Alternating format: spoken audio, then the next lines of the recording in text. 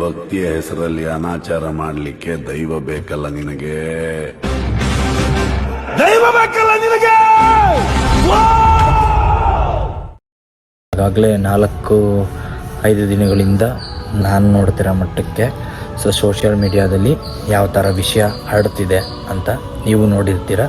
ಯಾರೆಲ್ಲ ನೋಡಿ ಬಾಯಿ ಮುಚ್ಕೊಂಡು ಕೈ ಕಟ್ಕೊಂಡು ಯಾರೆಲ್ಲ ಕೂತಿದ್ದೀರಾ ಅಂಥವ್ರಿಗೆ ಈ ವಿಡಿಯೋ.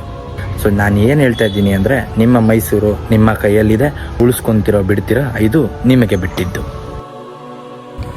ನಮಸ್ತೆ ಎಲ್ಲರಿಗೂ. ವಿಡಿಯೋ ಮಾಡ್ತಿರೋ ಉದ್ದೇಶ ಏನಂದರೆ, ಚಾಮುಂಡಿ ಬೆಟ್ಟದ ಬಗ್ಗೆ.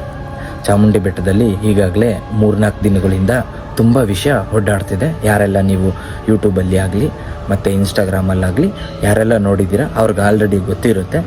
ಏನಂದರೆ, ಚಾಮುಂಡಿ ಬೆಟ್ಟದಲ್ಲಿ ಪ್ರಸಾದ ಯೋಜನೆಗೆ ಅಂದ್ಬಿಟ್ಟು ಗುಂಡಿಗಳೆಲ್ಲ ಬಗ್ದು ಬ್ಯಾರಗೇಟ್ಸ್ ಎಲ್ಲ ಹಾಕಿ ಮಾಡಿದ್ದಾರೆ.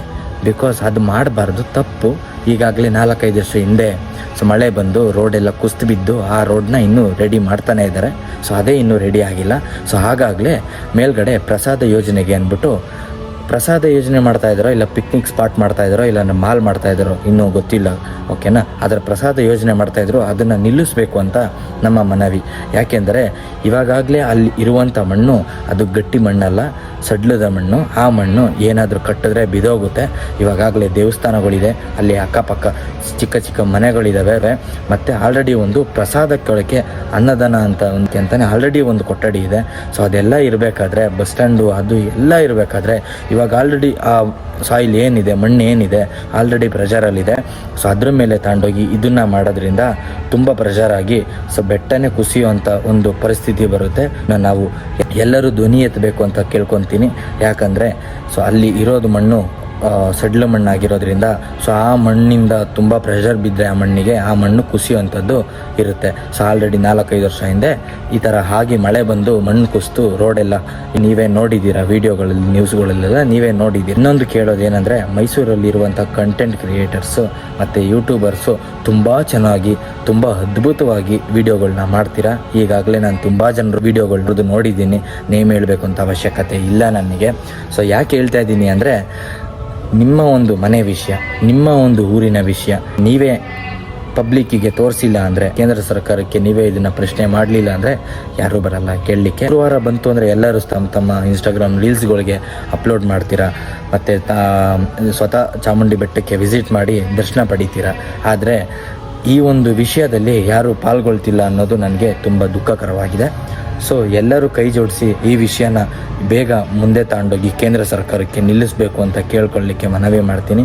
ಯಾಕೆಂದರೆ ಅಲ್ಲಿ ನಡೀತಿರೋದು ಪ್ರಸಾದ ಯೋಜನೆಗೆ ಅಂತ ನಡೀತಿರೋ ಕಾರ್ಯಕ್ರಮ ನಿಲ್ಲಬೇಕು ಅಂತ ಕೇಳ್ಕೊತೀನಿ. ಇವಾಗಲೇ ಚಾಮುಂಡಿ ಬೆಟ್ಟ ತುಂಬ ಅಭಿವೃದ್ಧಿಯಾಗಿ ತುಂಬ ಚೆನ್ನಾಗಿದೆ. ಚಾಮುಂಡಿ ಬೆಟ್ಟ ಇದಕ್ಕೆ ಯಾರೇ ಆಗಲಿ ನಮ್ಗೆ ಅದನ್ನು ಮಾಡಿಕೊಡಿ, ನಮ್ಗೆ ಇದನ್ನು ಮಾಡಿಕೊಡಿ ಅಂತ ಯಾರು ಕ್ವಶನ್ ರೈಸ್ ಮಾಡಿಲ್ಲ. ನಾವಿರೋದ್ರಲ್ಲೇ ಹ್ಯಾಪಿಯಾಗಿದ್ದೀವಿ. ಚಾಮುಂಡಿ ಬೆಟ್ಟಕ್ಕೆ ಹೋಗಿ ಬರ್ತೀವಿ. ಯಾಕೆಂದರೆ ಇವಾಗಲೇ ಅಭಿವೃದ್ಧಿ ಆಗಿದೆ, ಅದು ಇವಾಗಲೇ ತುಂಬ ಚೆನ್ನಾಗಿದೆ. ಅದು ಇವಾಗ ನೀವು ಕೇಂದ್ರ ಸರ್ಕಾರದವರು ಹೋಗಿ ಅದು ಮಾಡೋದ್ರಿಂದ ನಮ್ಮ ಒಂದು ಚಾಮುಂಡಿ ಬೆಟ್ಟಕ್ಕೆ ತುಂಬ ಒಂದು ಎಫೆಕ್ಟ್ ಆಗುತ್ತೆ. ಹಾಗಾಗಿ ನಾನು ಕೇಳ್ಕೊತಿರೋದೇನೆಂದರೆ, ಆ ಪ್ರಸಾದ ಯೋಜನೆನ ನಿಲ್ಲಿಸಿ ಅಂತ ಎಲ್ಲರೂ ತಮ್ಮ ತಮ್ಮ ಸ್ಟೇಟಸ್ಗಳಲ್ಲಿ, ತಮ್ಮ ತಮ್ಮ ಇನ್ಸ್ಟಾಗ್ರಾಮ್ ಖಾತೆಗಳಲ್ಲಿ, ತಮ್ಮ ತಮ್ಮ ಯೂಟ್ಯೂಬ್ ಖಾತೆಗಳಲ್ಲಿ ಪೋಸ್ಟ್ ಮಾಡಿ. ಹಾಗಾಗಲೇ ಮೈಸೂರಿನ ಕಂಟೆಂಟ್ ಕ್ರಿಯೇಟರ್ಸ್ ಆಗಿರ್ಬೋದು, ಯೂಟ್ಯೂಬರ್ಸ್ ಆಗಿರ್ಬೋದು, ಯಾರೆಲ್ಲ ಇದ್ದೀರಾ, ಇದನ್ನು ಈ ವಿಷಯದ ಬಗ್ಗೆ ಒಂದು ಪ್ರಶ್ನೆಯನ್ನು ರೈಸ್ ಮಾಡಿ ಇದನ್ನು ಇಲ್ಲಿಗೆ ನಿಲ್ಲಿಸೋಕ್ಕೆ ಟ್ರೈ ಮಾಡಿ. ಆದಷ್ಟು ನಿಮ್ಮ ಎಷ್ಟು ವಾಯ್ಸ್ ರೈಸ್ ಮಾಡ್ತೀರಾ ಅಷ್ಟು ಬೇಗ ನಿಲ್ಲುತ್ತೆ. ಇಲ್ಲ ಅಂದರೆ ಇದು ಮುಂದೆ ಹೋಗ್ತಾ ಇರುತ್ತೆ. ಇವಾಗ ಆಲ್ರೆಡಿ ಎಲ್ಲ ವಸ್ತುಗಳನ್ನು ತಂದು ಹಾಕ್ಬಿಟ್ಟಿದ್ದಾರೆ. ಇನ್ನೊಂದು ಸ್ವಲ್ಪ ದಿನ ಬಿಟ್ಟರೆ ಚಾಮುಂಡಿ ತಾಯಿನ ಬೆಟ್ಟದಿಂದ ಕೆಳಗೆ ಕುಂಡಿಸ್ಬಿಡ್ತಾರೇನೋ.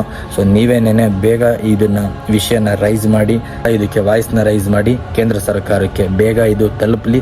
ಇದು ಕೇಂದ್ರ ಸರ್ಕಾರದವರು ಬೇಗ ಇದನ್ನು ಸ್ಟಾಪ್ ಮಾಡಲಿ ಅಂತ ನನ್ನಿಂದ ಒಂದು ಮನವಿ ಮಾಡ್ಕೊತೀನಿ. ಯಾರೆಲ್ಲ ನನ್ನ ಚಾನಲ್ಗೆ ಸಬ್ಸ್ಕ್ರೈಬ್ ಮಾಡ್ಕೊಂಡಿಲ್ಲ, ಸಬ್ಸ್ಕ್ರೈಬ್ ಮಾಡ್ಕೊಳ್ಳಿ. ಇದೇ ಥರ ಕಂಟೆಂಟ್ಗಳನ್ನ ಇನ್ನೂ ನಿಮ್ಮ ಮುಂದೆ ತರಲಿಕ್ಕೆ ಇಷ್ಟಪಡ್ತೀನಿ. ನನ್ನಿಂದ ಏನಾದರೂ ಮಾತಾಡೋ ಬರೋದಲ್ಲಿ ಯಾವ್ದಾರ ತಪ್ಪಾಗಿದ್ದರೆ ಕ್ಷಮೆ ಇರಲಿ. ಇದೇ ಥರ ವಿಡಿಯೋ ಮಾಡ್ತೀನಿ. ಲೈಕ್ ಮಾಡಿ, ಸಬ್ಸ್ಕ್ರೈಬ್ ಮಾಡ್ಕೊಳ್ಳಿ, ಒಂದು ಕಮೆಂಟನ್ನು ತಿಳಿಸಿ ಏನಾದರೂ ತಪ್ಪಿದರೆ. ಧನ್ಯವಾದ.